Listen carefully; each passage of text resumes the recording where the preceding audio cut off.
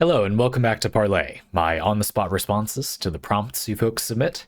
This one is from EyePatchNotes, hope you'll enjoy listening. It's about fire, war, and advertisements. With a little bit of an intro cold open, EyePatchNotes begins, running horizontally across the screen, panning up toward the sky, get a shot of flying birds. All the usual suspects? Good. The age of the anime has not direly correlated with having choreographed intros. Not really. Yeah, in other media, no, this is uncommon. But as an American child living in America with Americanized anime dubbed in American, I American think of Fullmetal Alchemist's Ready Steady Go opening as my first foray into lyrical narrative. As I have been fit to call it, mileage may vary. This is in the description if you'd like to watch it and follow along. I had refreshed my memory before this parlay, but there will be some of these that I'm going to pause to watch on the spot and then come back to you. So those are all in the description if you'd like to follow along. This is a really nice little introduction to the sort of basic conceit of an anime opening, though we are going to spend a lot of time in this parlay on much less basic things anime openings can and do. So if this isn't a medium you're familiar with, watch this one. It's a nice little example. Particularly during the chorus drop, we have Edward jumping on Alphonse and Winry jumping on both of them. Armstrong pose, Riza pose, Hughes pose, and Mustang pose, and then Scar, Envy, Gluttony, and Lust. A nice little gradient of our protagonists, our secondary protagonists, Scar, who I'm not going to put in a category, and Envy, Gluttony, and Lust, who are antagonists. Nice little gradient. All the characters are introduced. They do it in like a sort of interesting way, and, you know, we get through a little. Each brief depiction of a character shows a bit of their personality or even power set. Characters also lightly group by association and who to cheer for made fairly evident, yep. And yet the transitions are not strictly punctual. The animations are mostly synced up to the provided music with some dead air. As another counterexample, also in the description, Bleach may or may not be mutual. The opening Ichiri no Hana rapidly cycles through the antagonists and ally of this arc and very noticeably just blazes around with its animation. Like the music stuck with me, but few scenes here do. Ichigo's big moment near the end, for example. And we'll begin by comparing these two examples. This is going to be a short part of the parlay, but I think it's helpful because it establishes the form. And kind of what we're doing here is delving a little deeper into the form. I don't know, I think if I had written this parlay, I might not have included this part, but I think it's a really good idea. It would have been a lesser parlay without it, in my opinion. If you compare the two openings in the description, and take a moment to do so if you're interested, I will be taking a moment to rewatch just to refresh my memory the other two openings we're going to talk about later. So don't feel like you're putting me or anyone else out. Pause and take a look if you like. What you'll immediately notice is that Ichiri no Hana, the Bleach opening that you're using as an example, literally just has less frames of animation in a lot of parts. That part is probably really easy to notice from a layperson's perspective. At the beginning, we get this kind of like broken glass flash towards stills of all the characters, and then the opening proper begins. And they literally are just like key art of the characters. That's like fine and all, like okay, but they don't do much with it. And Ready Steady Go, Fullmetal Alchemist 1, doesn't do like tremendously more creative things or whatever, but it does try more, I think. We are going to be building up to a banger opening, a famously amazing opening in anime openings. So I think it's interesting to start with these. Now, of course, a lot of these are from like a bit older in human history. You know, an interesting thing about current anime and animation is that technology improvements that make it easier to make really amazing looking animation, even if it's all very hand-drawn, are still coming out. You know what I mean? Like humanity's ability to make anime look good, even using relatively straightforward traditional techniques at its base, like just by drawing animation, is still improving by a little bit. And so if you watch anime that are from like 20 or 30 years ago, they're often breathtakingly beautiful in one way, like a painting, like a series of paintings telling a story, moving at times paintings. But it is different from how modern anime can look. And I also think that this extends to the way that the narratives in anime openings are told. to begin the thesis for the parlay, anime openings can do a lot of things, and we're going to sort of get around to that toward later in the parlay. But one of the key things they'll do, besides just introducing a bunch of characters, is to be kind of a microcosm of the story. Maybe kind of obviously, when I put it that way. A lot of openings are basically a little arc. We see a happy part, usually the verse of the song that the anime opening is using, where the characters are running horizontally across the screen, pan up toward the sky, shot of flying birds. That kind of thing happens. We often introduce principal characters. There's a transition or the bridge to the chorus where we introduce some antagonists, and then there's some combat and, munchy action in the chorus where the music picks up, the anime ends on a high note, and then we get sent into the episode. A lot of the time, this is also not, and increasingly often, this is not a cold open for the show. We get a little bit of a prelude, then the anime opening, then, the action that ends the chorus, that ends the opening, goes right into like the meat of the episode that we're watching. That is like a little microcosm of the show we're going to watch. Again, maybe obviously, is that not what an opening is? But in a lot of other media, we don't see this like 1.5 minute, half of a song thing that is sort of like a tiny little encapsulation of what the series is. It's weird. And as you say, it's also kind of like ad adjacent. It's almost like an advertisement for the anime a little, and yet it has distinct differences from being an advertisement too. Very odd situation. In the first place, I've always just found it a little weird to play the same thing at the beginning of like many episodes of a piece of media. Or, like imagine if you read a book, and sometimes books have something like an anime opening.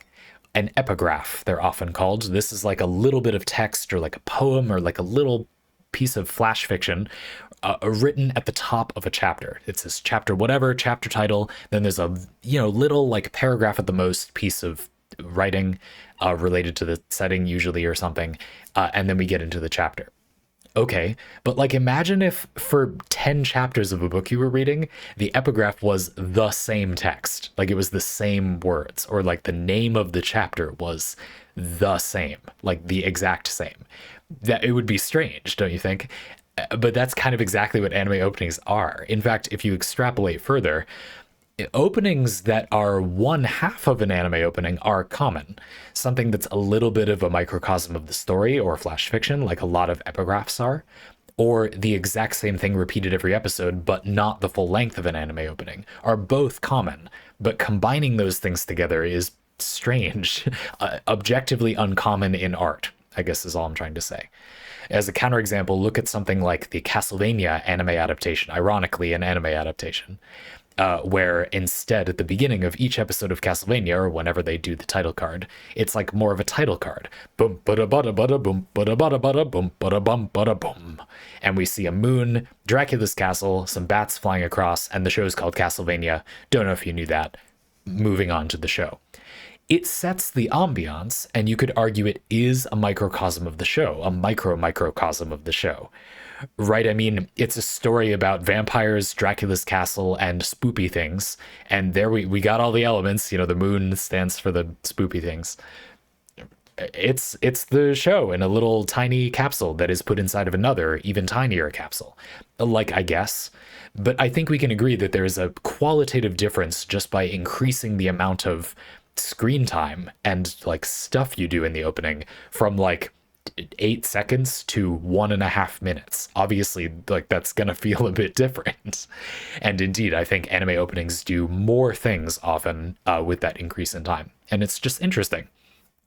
Obviously, they're often meant to give players a little shout of what we're gonna follow in this show. So as you said, there's a bit of a who to cheer for syndrome where watching the opening, if you're watching this on like Japanese television or whatever, which is really hard for me to imagine, even as a kid watching anime on my like parents' tiny little TV that they had in their bedroom like 20 plus years ago or however long ago this was, I don't remember that as being a big feature. And then I stopped watching anime that way really quickly.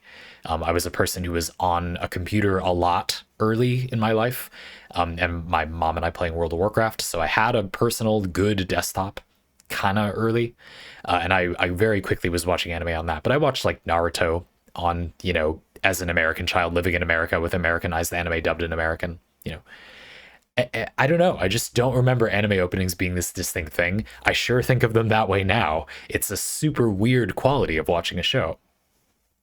And obviously, if you're tuning into this on Japanese television, part of the appeal is if you don't know the show, or you're probably not fortunate enough to be watching season 1, well, the anime opening gives you like a little tutorial for what's going on in the show.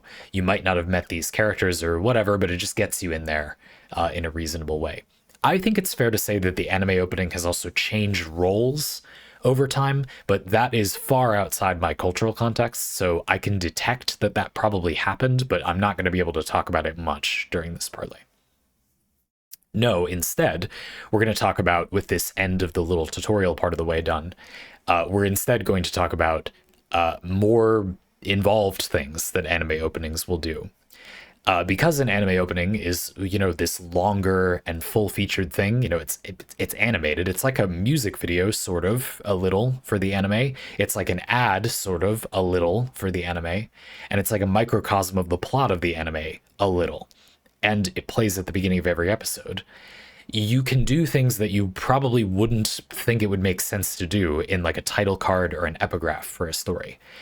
For example, you have more time, so you can provide more abstract, more specific symbology or teasers about the show.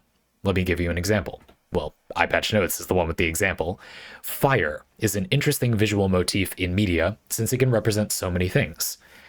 Positively, it can represent light, comfort, hospitality, all wonderful things to stymie the dark and cold. However, fire can just as much imply destruction, loss, and impermanence. We can interrogate the guitar-studded opening of the sadly not recommended anime Kuromukuro to learn more. Yes, I watched and dropped this show and don't think it's good either, but I do think the opening is interesting. There are 3 characters, or scenes, that the parlay author would like to focus on. We have the samurai, the princess, and the alien. I will now pause to just extra refresh my memory. This is actually take 2 of this parlay, but I'm going to do it again. I think it's a good format for this parlay. In Pistol Whip's recent parlay, I decided to watch the short fiction kind of music videos from the Milgram project that they asked me about as I went through the parlay. And I think here, as we break down these specific scenes, that will be helpful again. So if you'd like to go watch it, there it is. I'll time travel so that you don't have to wait. Okay, hi, welcome back. Again, if you wanted to pause to watch it, it's in the description. So I've done a couple of things rewatching this. We'll talk about those 3 scenes. I want to, and also because I know some people just won't watch the opening, even though it's pretty short. I understand a lot of people are listening to this as a podcast or something. I'm going to just lightning round an extremely oversimplified, like, flash notes of what happens in the opening.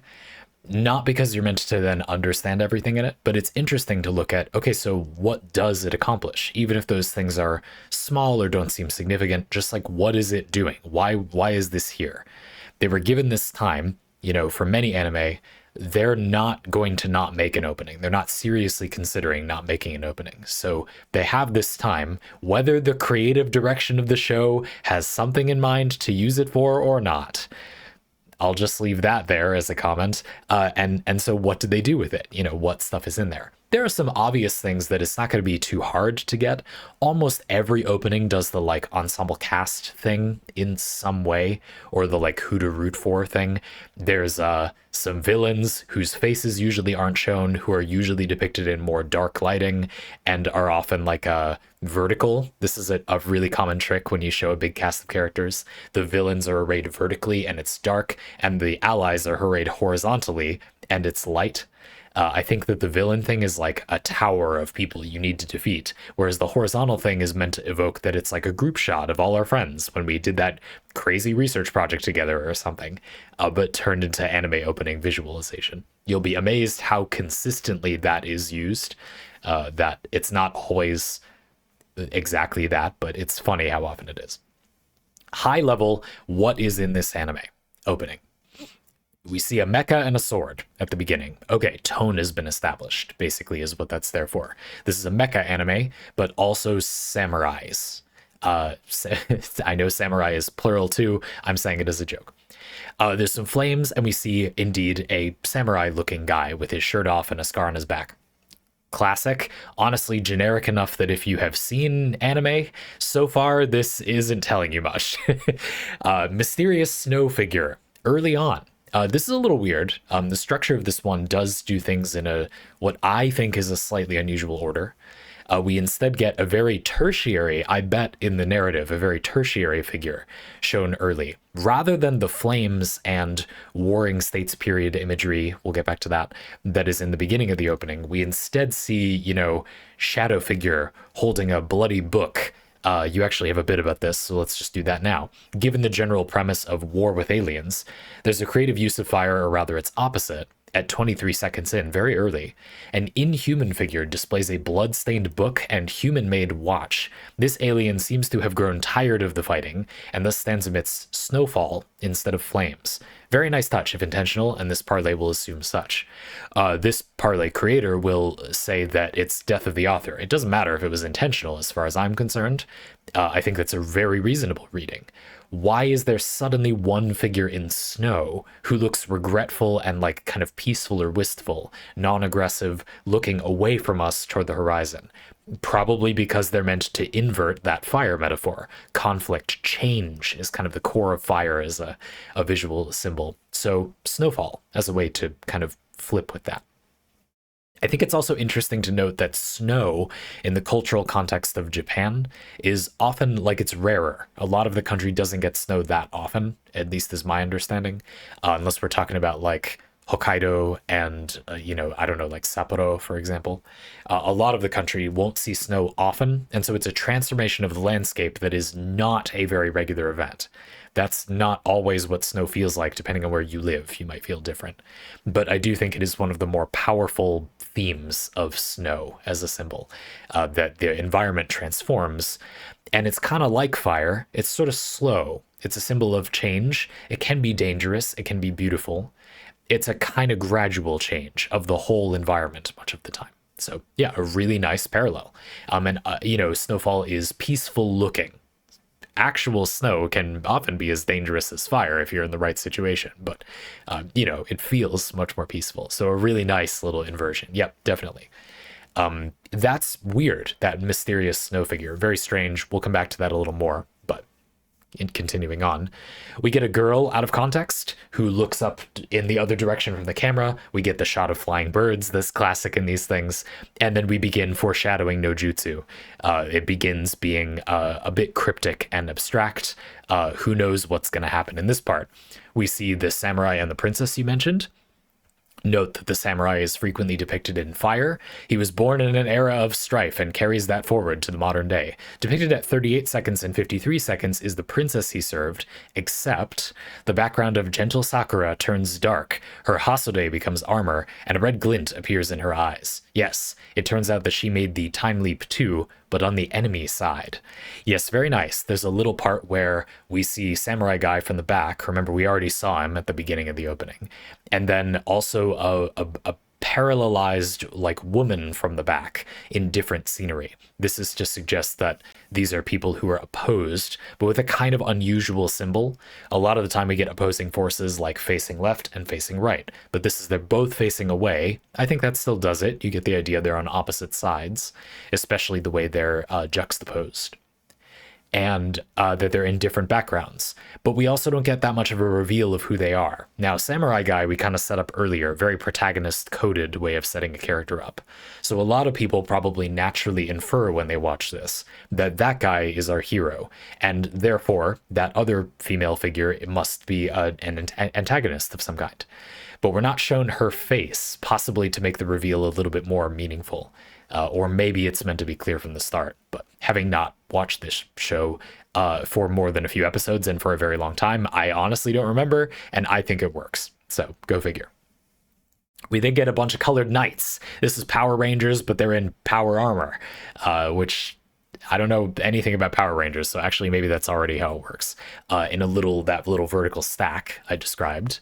Very cool. Then a mega abstract transition, like character getting plunged into the water, which is normally an abstract metaphor for like working through your mental stuff. I don't know, that part is a lot of fast cuts and is quite hard to follow. Mega abstract transition, battle with mechs, huge ensemble cast, really late in the opening with those horizontal group shots, massive amount of character design work, and then a guy and a girl get into a Mighty Morphin mecha, and it ends. A little bit out of order from a usual format. That's not bad.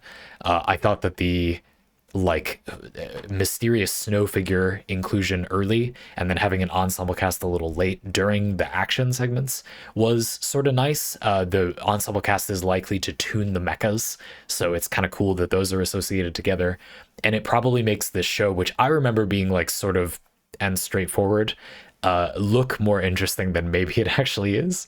But you go figure, you know, if the anime were better, then and maybe you like this anime, it's not like that makes the opening bad. You know, sure, it's cool. This is an interesting example of one.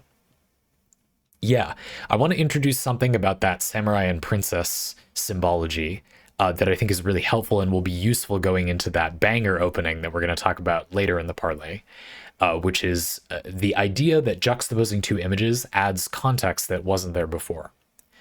Again, part of the anime opening, we see a samurai guy looking away, and then immediately jump cut to a parallel posed, parallel framed shot of a woman looking away. Why do we think that they're competing or conflicting? Or maybe you didn't, but why would one think that? That's not from any of the individual shots. It could easily be them like saying goodbye or departing, or the woman could be wistfully looking out from her pavilion at the ocean or whatever, the sakura, whatever it is. But it can be read very easily as they're conflicting. So how, just by putting those two images together, do we get this meaning that, oh, like that, like actually they're in conflict somehow? This is something that you'll hear in Western film circles often referred to as the Kuleshov effect. At least I think this is the Kuleshov effect, where meaning is created simply by the juxtaposition of images. This is really common once you start looking for it.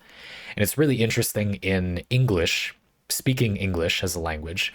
I personally feel that English is a relatively low context language. It's often a language where we say things in a way where you can unpack a relatively large amount of the context of the thing that's being said from just the words with no outside context. Many other languages, including Japanese, very heavily, I would argue more heavily, use context in their language. You often can't understand what's being said without like an image or some further context surrounding the statement. Japanese leaves some more things unsaid in some parts of its language structure in the text, but it's still very clear to everybody listening. Or, well, you know, native Japanese speakers listening. If you primarily speak English, I also want to say that as a primary English speaker myself, who only dabbles in other languages, this is something that might be a little bit less common in this cultural context that we have, rather than in some others. But actually, we use this to create meaning all the time. And once you've got the thought tool that, you know, strict definitions are not really how we use language downloaded, you'll realize that most of the way we communicate is extremely context heavy all the time. And people understand gigantic amounts of information by using very abstract, you know, signaling. Let's go back to the figure in the snow that EyePatchNotes mentioned. I mean, it's a bit of a stretch to say, like, I even personally think this is not completely in the text, that figure, like, is an alien rather than just having, like, a devil trigger style transformation or, like, a power suit or something. Those things do seem to kind of be in the show. But I get why you're saying that. Bloodstained Book, Human-Made Watch, these things feel like mementos, right? And if we've been seeing a bunch of strife in the rest of the opening, there's a bunch of fire everywhere, and then we cut to snow, someone facing away with weapons but not fighting, looking more peaceful, and then they have a book and a pocket watch, very like memento coded items, right? If you focus on the items the character is holding and the fire in the rest of the opening, it comes into much sharper focus. Clearly, this is somebody who is sick of the fighting. But using the scene by itself, I don't think it's at all clear what's going on there. That still frame of the anime opening, of just that snowy figure with the blood-stained pocket watch and book, I don't think at all on its own indicates that information. But it's crystal clear if you look at the rest of the opening. So obviously, if you have something that's compressed and, an anime opening is basically a montage, you're going to be heavily using this as a rhetorical device. So it's kind of fun to see how many of these scenes taken as on their own are total nonsense and don't make any sense. But if you watch the anime opening as a whole, it helps a lot more. Again, obviously, there's also some distant Kuleshov affecting that is like you've probably seen a few minutes of the show. Oftentimes, the opening isn't nowadays right at the beginning of the episode. It's like a few minutes in. So you have a little bit more context for these characters and the situation, which I think does create a surprisingly large portion of the meaning. And the words and the still images on their own create surprisingly little meaning. It does rather close to nothing of significance. Speaking of not that, you might then wonder, well, what if you made a really good opening that made use of the juxtaposition, creating meaning, that Kuleshov effect thing, but also the individual frames were like good and the show was good? You would then have the second opening that we're going to talk about. The second opening of Jujutsu Kaisen is called Specials in all caps. I don't know why it's called that. Jujutsu Kaisen Adventure Part 2 Battle Sorcery trademark is what the kids would call hype as fuck. While EyePatchNotes does not have any specific street cred with Jujus, not even character names, a coworker shared this opening with specifically the animation in mind. Even as an outsider, the attention to detail is evident between showcasing multiple characters and their hand gestures. Domain expansions, more to the Parley, Specials' entire runtime is tinged in flickering flame, red. As appropriate to the theme of War on Tokyo, looking back to Cho Onsoku Destiny, the first opening, we can also see Juju's perspective character transition with fire into a crazed smile. Both openings use fire quite effectively to slide into their respective choruses. Great. Let's also pause and unpack this one a little bit. And by a little bit, I mean I'm going to have to try not to make the whole parlay about this, in my opinion, pretty incredible opening. Hell yeah, what a great opening. We're back. Again, if you want to watch it, you could pause here. I did the same thing just for fun to compare. What does this anime opening do at a high level with its runtime? A lot. It was harder to write this one by a lot.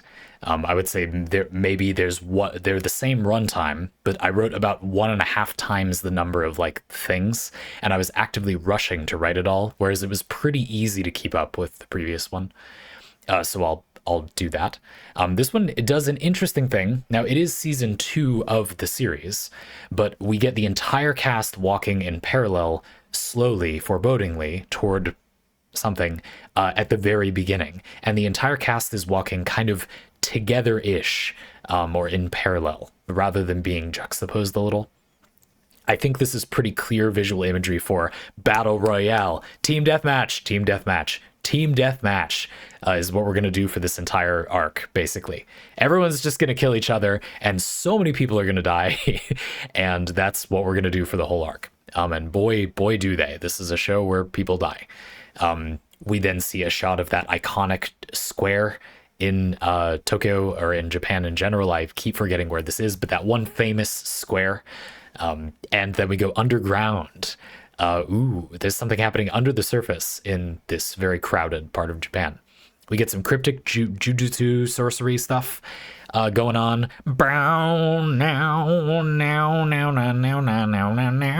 The theme hits in from this glorious artist. And we get more ensemble cast gathering.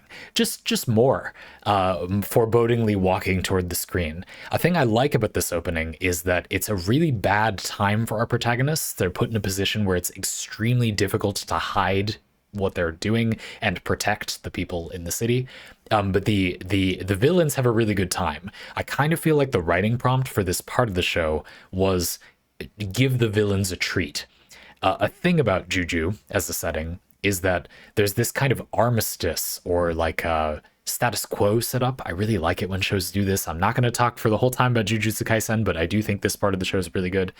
Gojo, Satoru, one of our principal characters and our main protagonist's kind of teacher, has a very, very overpowered ability that basically makes him untouchable. He has an infinite distance between you and him barrier protecting himself, to summarize as much as possible, plus some ridiculously powerful offensive abilities to go with it, don't worry. And this means that he's basically unbeatable and they can't really go to town on anybody. If they're just fighting him on his own, I'll just leave that there as like, how would you counter such a character if they were also meant to save other people? Anyway, we're in a city. And so I think part of the prompt for this arc was like, let the villains have a party. And we see after the foreboding shot of our protagonists walking toward the, inevitable confrontation with dour, sour, or somber looks on their faces and spooky red lighting, often how villains are portrayed. We instead then jump to one of our principal villains delightedly skipping happily through a crowded subway, murdering people as they go. Great. This is going to be an arc where the villains have a good day. Okay, got it. Great. Cool. And it's kind of an arc opening as well. We didn't really get into that yet. It's cool when a show has multiple openings like this that are roughly paced into one season.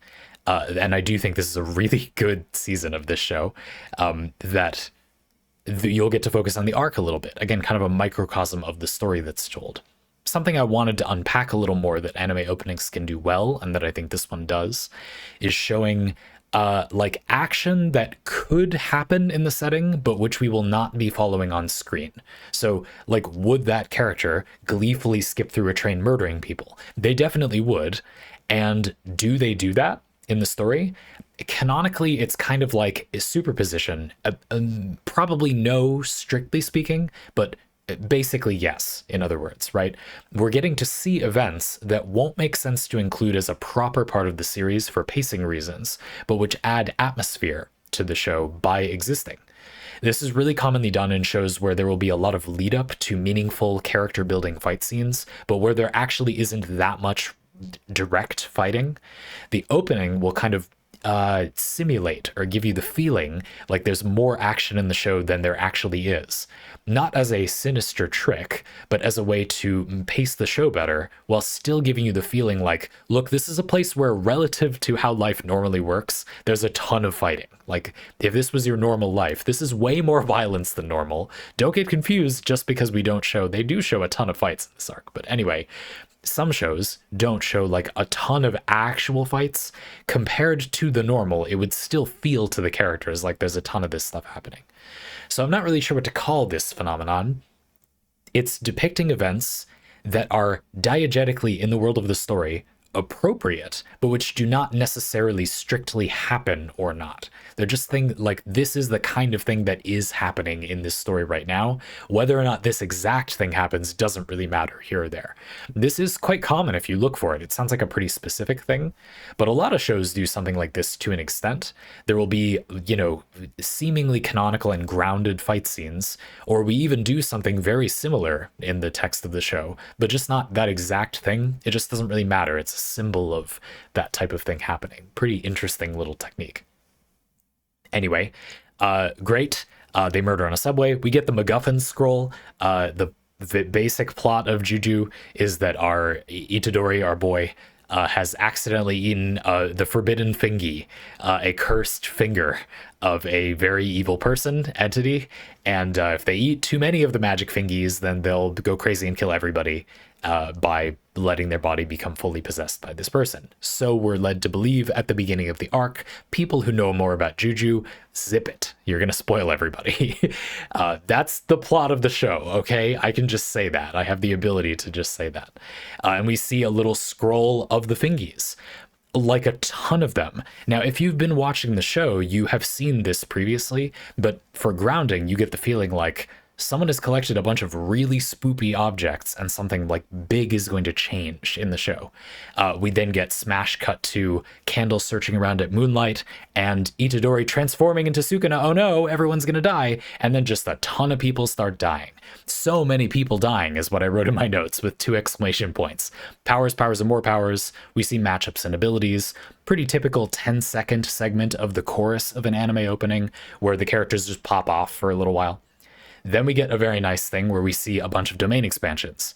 These are like a little pocket universe that you can create for yourself. If you're familiar with the Fate franchise, these are basically reality marbles, but they just like work more specifically.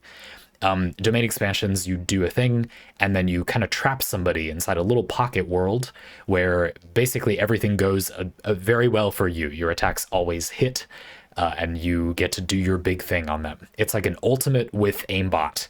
It could be a way to think of it. And that doesn't mean it's uncounterable, but it is, you have to contend with their attack. You can't just like run away or whatever. It's an interesting gimmick for the series from a writing perspective. And you often do some kind of, I'm just making up a random hand sign. I don't know what that is. Some kind of hand sign. I'm doing it as a visual to activate it. We see a ton, like almost all of the domain expansions from the series shown in this beautifully transitioning sequence, kind of creepily abstract hands morphing into each other, which is one of the characters' domain expansions, a bunch of like creepy metamorphosized hands coming together. So we get a bit of that in the background as they use theirs. We transition through a lot of characters' domain expansions, finally ending on Gojo's, that unstoppable guy from before, showing his kind of beautiful, in my opinion. I'm maybe a little bit into Gojo physically. I don't really like his personality. Doing his, like, I don't remember what his hand sign is, but his like super eye thing he does, where he sends you into infinity and you consume all the knowledge in the universe and you explode from overstimulation. Is more or less how it works. Okay, again, Juju people, like, come on, I can just say that. That's fine. It's not exactly how it works, but that's the point. The thing I like about this part of the opening is that I think that this opening does a lot more with still frames and also has a lot less frames and more transitions. It both does more without the use of juxtaposing images, the Kuleshov effect from before, and also does more smooth juxtaposition of images by making them actually just be a single cut of animation. The whole domain expansion thing is this glorious sequence of things moving and morphing in this supernatural, creepy way. Very nice, and has a different impact than it would have if we just saw still frames of each of the characters like doing their moves. That would not be awful necessarily, but it's so cool seeing it this way and watching them transition into each other, feeling like there's a hierarchy of their abilities, knowing that if everybody groups up together, we're going to see all of these abilities, and you know what a lot of them are at this point in the show. And so you're expecting something's going to happen in this arc that makes Gojo use his domain expansion. Like, get out of here, I'm not even sure that anyway, but he certainly uses his abilities a lot. Very cool. But also a lot of the individual images just do a little more. They move more, and they also have a lot of their own significance while also still having, relevance in the context of the rest of the show. As I was saying earlier, we do have the ensemble cast, forebodingly walking forward toward the inevitable conflict, and then jump cut to the villains having a great time. Good, it still uses that technique. And we could go on about that, I won't. Just to say that individual images and individual cuts of animation, which this anime opening increasingly has, do more to tell character story than just the context of each image. I feel like I know very little about the characters in the previous opening, Cho Unsoku Destiny, the one from Kuromukuro, whereas in this anime opening, you can infer a lot of correct information about the characters by just watching it. I feel like that's really good. Contrasting with something like that Full Metal Alchemist example from before, I do like how we introduce all the characters and you get a vague idea of their gimmick, but at the same time, it is often kind of like a "Are you winning, son?" summary of the characters. Like, I personally don't think that evaluating like Mustang in the context of that opening is like fully functional. Like, you probably don't have the right idea about him from watching that. Riza, and to an extent, like Lust, Envy, and Gluttony. I feel like you don't totally get their like character. It's not terrible or anything, but I think in this there's a very good, they often even use their abilities. So when that character is skipping through the train car murdering people, well, their ability works by them simply touching people, and they can kind of transfigure people. Idol transfiguration. What a cool name. And that's what they're doing. They're just using it right there. This is something you will see them close to exactly do elsewhere in the show. And so it's nice that we get this kind of meaty tutorial Anyway, the anime opens on two ex-friends, now the two leaders of each enemy faction, and then a very odd image, the sky and lighting clearing up a little bit to end on a sort of dissonant point from the tone of the rest of the opening, with Itadori looking up at the sky with a somewhat beautifully naive look on his face, given how this arc goes for him. This is some interesting foreshadowing. If you've watched this arc before, you might imagine what that is meant to foreshadow. But it's really interesting how, looking at the opening, there's a little bit of a positive note, or like something is going to end by the end of this. That's what I got from that. If you don't know this show and don't know this arc, what does that image say? Well, there's a dark time coming, but at the end of the opening, something will have changed. It will have ended or moved on in some way. I think a lot of people would interpret this as a death flag for that character, for example. That's interesting. I personally feel like it looks a little optimistic for that, and I won't tell you either way, of course. I'm not going to spoil the show. I hope I have not, and have only teased things in the course of this discussion. Anyway, yeah, pretty cool. It's a solid opening. I do think it's an example of creating vibe as well. They picked a really good song for it, in my opinion, where it's kind of like delightedly sinister. Such a weird piece of music, and it's such a weird show. There's a great ambiance created with that. It's sinister while still feeling actiony. Anyway, cool. And we get to see a lot of the characters at the height of their powers. I do think you get to see in this opening, though, a bit more of the advertisements side as well. Here we can see, EyePatchNotes says, the business side, so to speak, of anime openings. Viewers can quickly get acquainted with art style, premise, and character associations, even without the specifics. Who is standing next to who? What expressions are they wearing? What events are being depicted?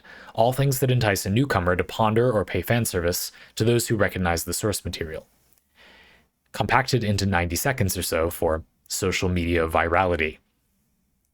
Indeed, this is one where I feel like showing the big cast at the very beginning, and those scenes aren't actually doing that much, is kind of more of like a money shot for the advertising.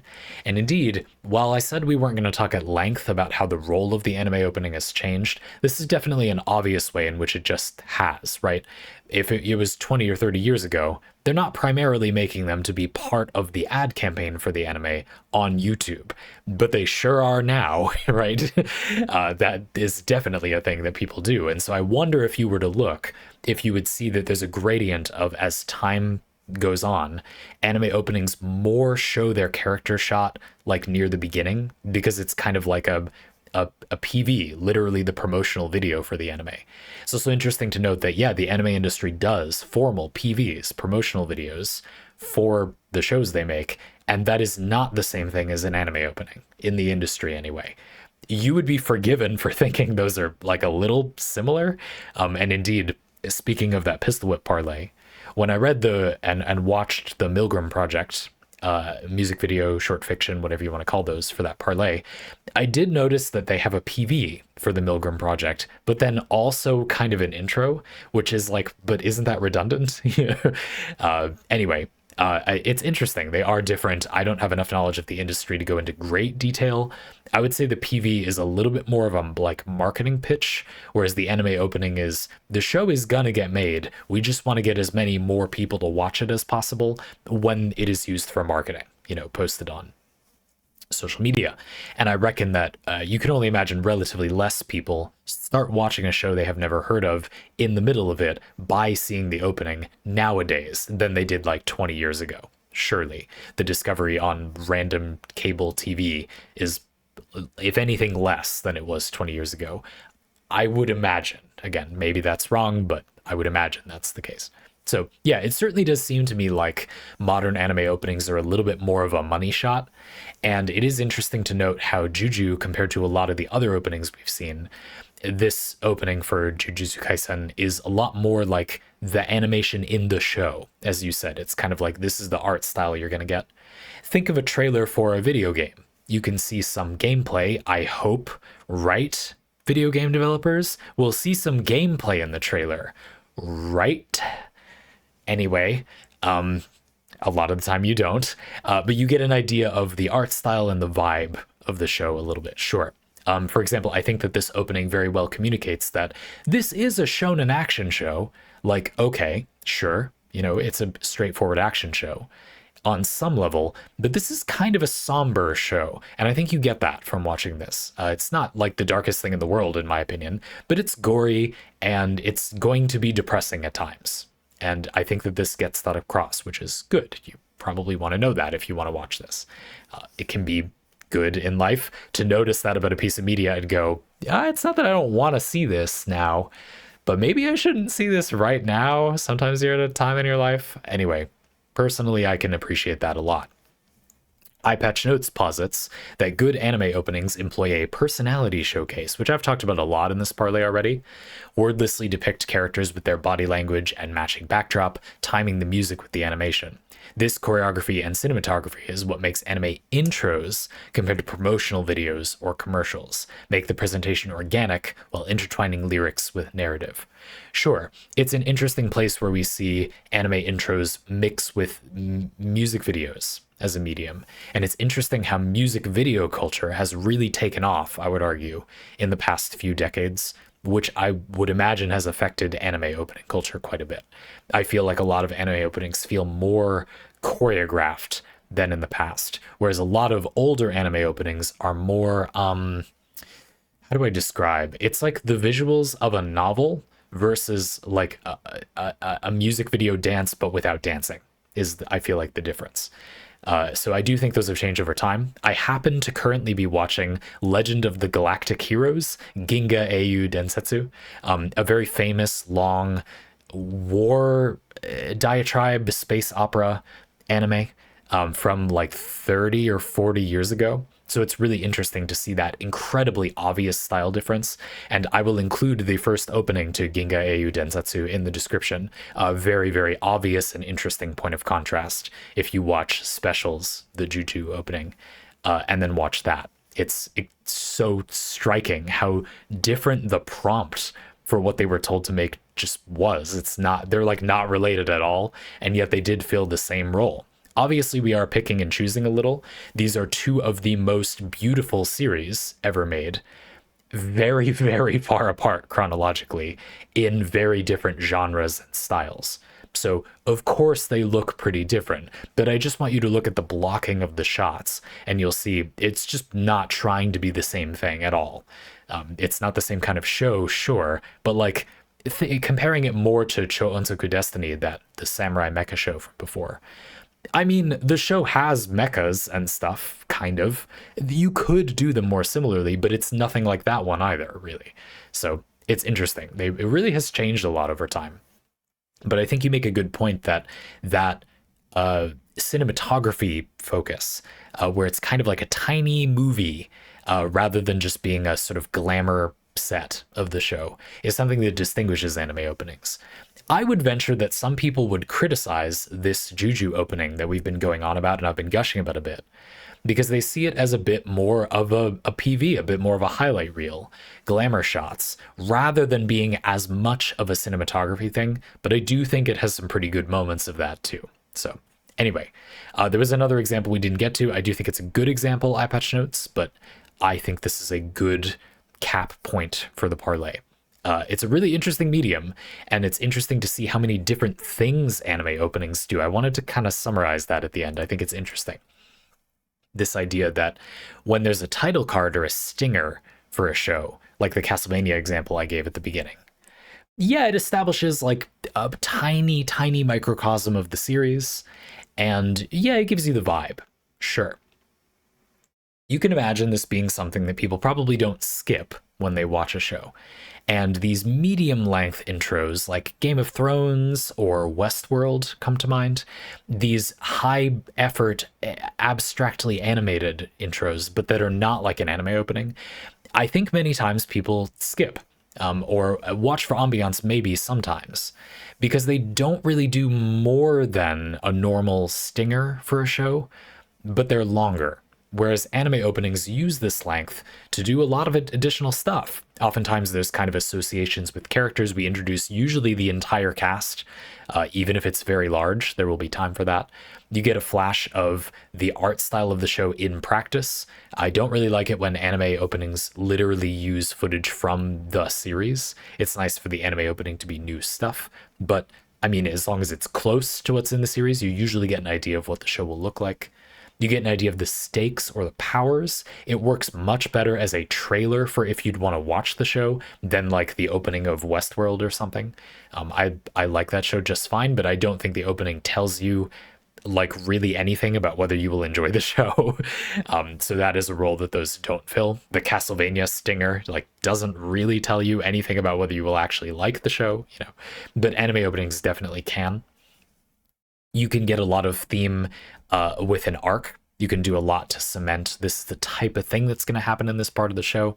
It's just great. There's a whole range of little functions that these can perform, up to and including some surprisingly deep symbolism. Again, even though the Kuromukuro opening, Cho Onsuku Destiny, wasn't a favorite of mine, and I don't think the show is that good, I do think that it's one that does some interesting things artistically. As you say, the alien in that particular opening is playing a really weird role, and that's a very interesting use of juxtaposition to create a lot of meaning in a very short time, such that I can get what you mean even though I don't any longer have meaningful context for the show. By the way, it's just occurred to me the reason I really have no idea what's happening in that opening, even though I watched a little and then dropped the show, is because this is the second opening. That's the second opening for Kuromukuro too. Cool. Yeah, a lot of these are not like the first opening to the show. Again, when I show you Legend of the Galactic Heroes in the description, that is the first one. So obviously that's a little different. But it's an interesting little medium, isn't it? Personally, my relationship with actually watching anime intros is that when I watch like a chunk of a show, I prefer to watch most shows in like 3 to 4 episode sessions rather than all at once or as they come out, to the point that I will often watch the pilot episode or a few episodes of a show that just came out, and then if I like it, I will stop for a few months so that I can watch it that way instead. Anyway, and usually at the beginning of watching 3 or 4 episodes of a show, I will watch the opening once. I like that as a way to kind of frame ambiance and add text. We could do a whole thing about a much more deranged topic in anime culture, which is the anime ending. Ooh, I have a very bad but interesting example of that. And it's a place where you can see the show doing much weirder things with its time, but that actually still fall mostly into these categories. Just as a tiny, 10-second teaser for what I mean by that, if we don't end up doing a parlay about this ever. A lot of anime endings will show like leisure activities or fun, downtime, explicitly, wholesale, like without really being a choreographed music video like thing. Will just show us the characters hanging out in some downtime, completely incongruous with the rest of the show. Is kind of more fan service focused, you could argue, like not in the sexy way, just like you might want to see these characters hanging out or doing a thing. Or there's a hilarious one where in fact, I'll put that one in the description too. It's fun. The ending of Fate's Strange Fake currently. It's the Holy Grail War, but with guns in America. An anime that started from a random person on Twitter saying, Fate Stay Night, a popular anime series in Japan. What about Fake States Night? Boo, said the world collectively. And for some reason, it is now a TV anime adaptation. So, okay, I'm having a good time with that show, too. But at the ending, I mean, this is a brutal show. Nobody has any fun in this show except for Saber. But anyway, nobody else has any fun in this show. But then at the end, they just all go to a pool party and have fun. It's surreal. And I really like that odd, different direction that a lot of anime openings go in. I would imagine that there exist anime openings for like big filler arcs that are kind of the same thing. Like it's just incongruous fun for the characters that doesn't really fit the rest of the show, but I don't have any examples of that. So sorry. I'll even give you one more since we're here by, I don't even know what that show's called, but I'll be able to find it. And at the ending of this show, we see what you'll see if you watch this opening ending is a little fairy tale of a side character in the show. This is a girl that got isekai'd. She left her current world and got sent to a fantasy one, but she's not the focus character. We don't even know that she's important or has any agency in the plot, frankly, until much later in the show. And the ending is just her backstory. It's not particularly relevant, but it's kind of neat. The song is cool. So anyway, check those out if you're interested. Hope this was a fun parlay. I enjoyed the structure of this one quite a bit. And I'm looking forward to the next one. Folks, if you'd like to get one of your own, you can do that using a link in the description. We'd love to have you. And if you just enjoy parlay, it'd mean a lot to me if you felt like supporting the show, but you're also welcome to enjoy these as is. Hope you're enjoying a ton of podcasts or whatever these have ended up being. And I hope that I'm not doing too much to make them like interactable. I want to share these things and be excited about them with you, but I hope it's still a functional parlay if you don't feel like you want to watch any of them or you're like, at work or something. Anyway, carry on and see you in the next one.